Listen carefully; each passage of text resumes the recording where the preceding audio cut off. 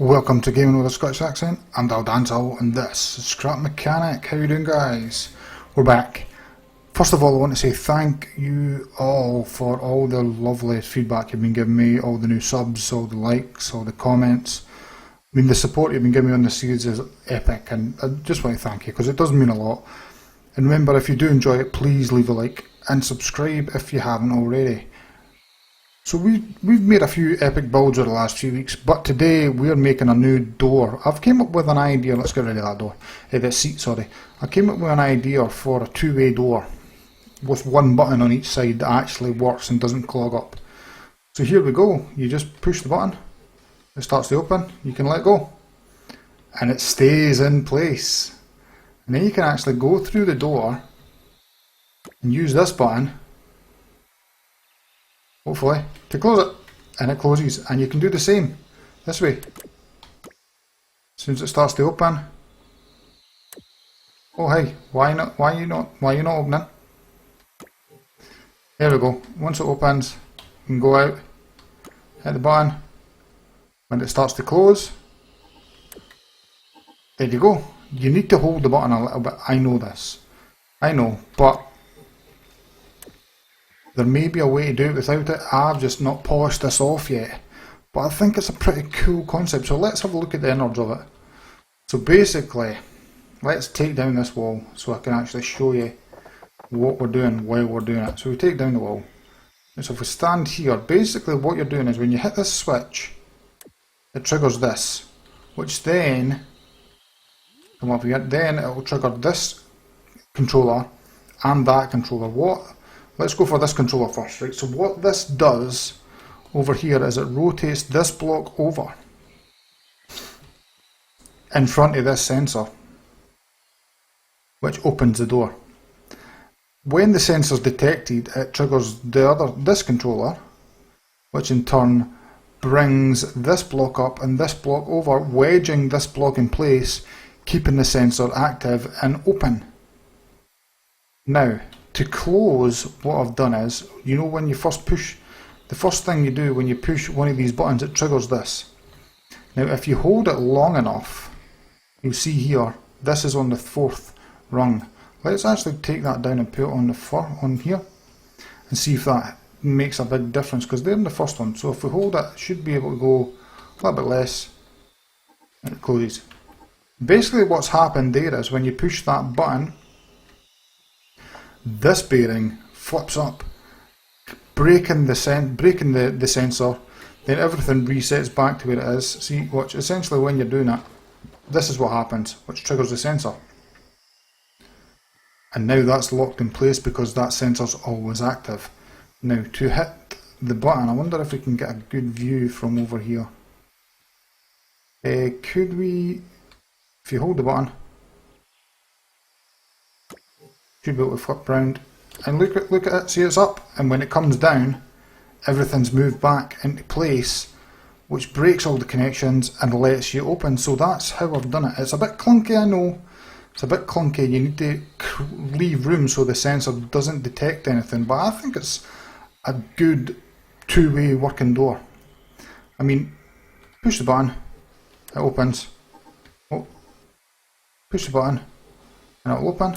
Oh, that's why. Right, you do need a delay on here. Unless you've got to be very quick. See that?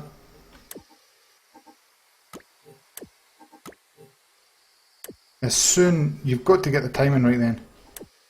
Right, okay, you do need it. So if you go in here and maybe you can put it on the third rung might be better. Because what you want to do is as soon as it starts opening, let go. And that gets unlocked. This locks the system.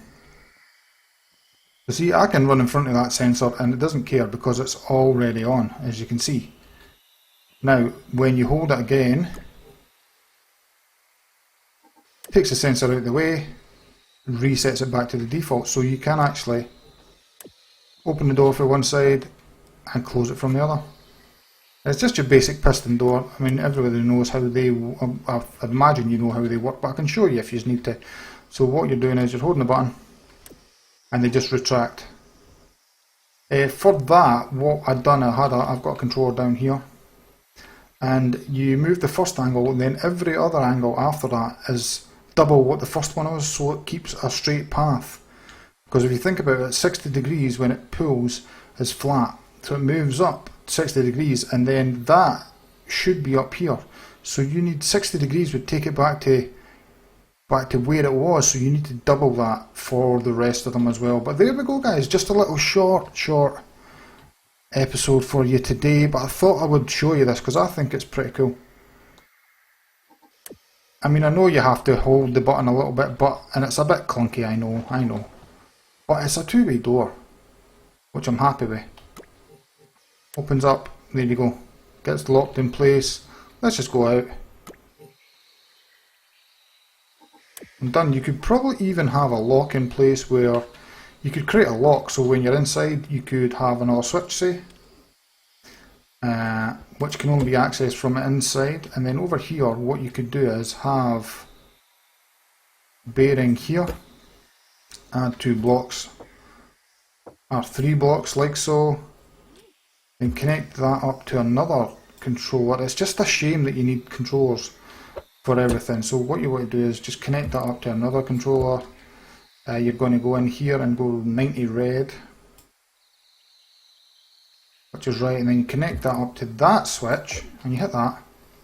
That's it locked now, so you can't open the door, because if you hold this button, well, it worked. Why did you work? Oh, we've just discovered something.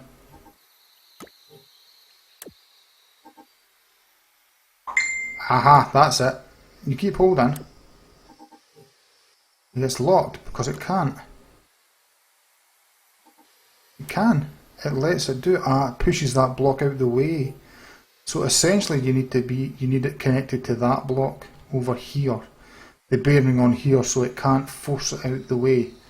What you would maybe need then is another part here just to block it so it can't do it. Because now if you hold, it's still going up. Interesting. That is interesting. There will definitely be a way you can block this door, even if you add more on top. So it's got a full surface where you get it open, but you'll not be able to close it. Hold it as long as you want, but because that can't go up far enough out the way, it never fully closes. That's essentially what I was trying to show you. But anyway, we have a two-way door, which I'm pretty delighted with, guys. But I'm going to call it an episode here, as I said. Let's just close this. So if you did enjoy it, remember, leave a like, subscribe if you haven't already, spread the word, tell your friends, and I'll see you next time. Cheers.